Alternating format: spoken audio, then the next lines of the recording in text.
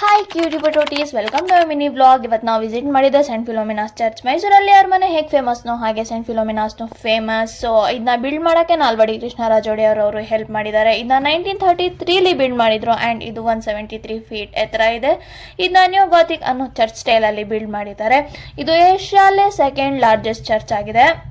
ಒಳಗಡೆ ಎಂಟರ್ ಆಗ್ತಾನೆ ultimate feel ಗುರು. Ancient ಟೈಮಲ್ಲೇ ಬಂದ್ವೇನೋ ಹಾಗೆ ಫೀಲ್ ಆಗುತ್ತೆ. ಸೈಲೆನ್ಸ್, ಪಾಸಿಟಿವ್ ವೈಬ್ಸ್, ಒಂಥರ ನೆಮ್ಮದಿ ಕೊಡುತ್ತೆ. ಹಾಗೆ ಅಲ್ಲಿರೋ ಒಂದೊಂದು ಶಿಲೆನೂ ಒಂದೊಂದು ಸ್ಟೋರಿ ಹೇಳುತ್ತೆ. Every sculpture has its own background story. ಅಲ್ಲಿಂದ ಒಳಗಡೆ ಹೋದರೆ ಸೆಂಟ್ ಫಿಲೋಮಿನಾಸ್ ಅವ್ರ ಸ್ಕಲ್ಪ್ಚರ್ನ ನೋಡಬಹುದು. ಹಾಗೆ ಅಲ್ಲಿಂದ ಎಕ್ಸಿಟ್ ಆಗುವಾಗ ಯಾರ್ಯಾರು ಎಷ್ಟೆಷ್ಟು ಕಾಂಟ್ರಿಬ್ಯೂಟ್ ಮಾಡಿದ್ದಾರೆ ಅದನ್ನ ಕಲ್ಲಲ್ಲಿ ಕೆತ್ತಿದ್ದಾರೆ. ಹಾಗೆ ಅಲ್ಲಿಂದ ಮುಂದೆ ಬಂದರೆ ಒಂದು ಶಿಲ್ಬೆನ ನೋಡಬಹುದು. ಆಚೆ ಬಂದು ನೋಡಿದರೆ ಫೀಲ್ ವಾಸ್ ಅಲ್ಟಿಮೇಟ್ ಗುರು. ವೆದರ್ ಮತ್ತು architecture was next level. So if you are planning to visit Mysore, don't forget to visit this place.